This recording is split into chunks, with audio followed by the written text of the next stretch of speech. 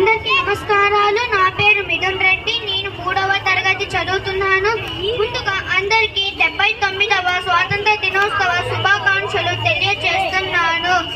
మన దేశ స్వాతంత్రం కోసం ఎంతో మంది ప్రాణత్యాగాలు చేశారు. అందులో మన రాయదుర్గం ప్రాంతానికి చెందిన వారు కూడా ఉన్నారు. అందులో కొంతమంది గురించి తెలుసుకుందాం. జి నాగభూషణం గారు రాయదుర్గంకు చెందిన స్వాతంత్ర సమర యోధుడు మరియు రాయదుర్గం తొలి ఎమ్మెల్యేగా పనిచేశారు. ఉప్పు సత్యాగ్రహంలో పాల్గొని 3 నెలలు బీజాపూర్ జైల్లో శిక్ష అనుభవించారు. ఈయన పేరు మీదుగా తపాలా శాఖ వారు 2021 అనంతపురంలో తపాలా కవర్ను విడుదల చేశారు. దామోదర్ సింగ్ గారు గుమ్మగట్ట మండలం సిర్గేదొడ్డి గ్రామానికి చెందినవారు. ఈయన బ్రిటిష్ పోలీసుల చేత చిత్రహింసలు అనుభవించారు. స్వాతంత్రం కోసం పోరాటం చేశారు.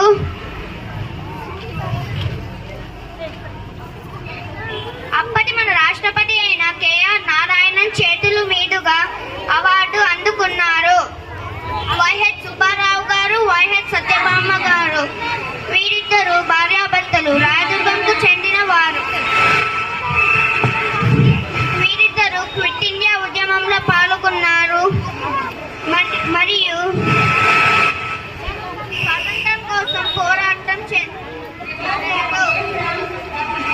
అలానే జైలు శిక్ష కూడా అనుభవించారు.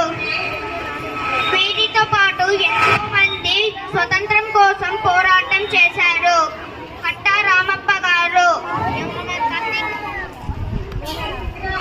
నాగిరెడ్డిపల్లి గ్రామం, ఎం వీరయ్య గారు కాశీపురం, గోపాలాచార్యులు రాయదుర్గం మరియు శేషాద్రి గారు ఇలానే ఎంతో మంది స్వాతంత్రం కోసం ప్రాణత్యాగాలు చేశారు.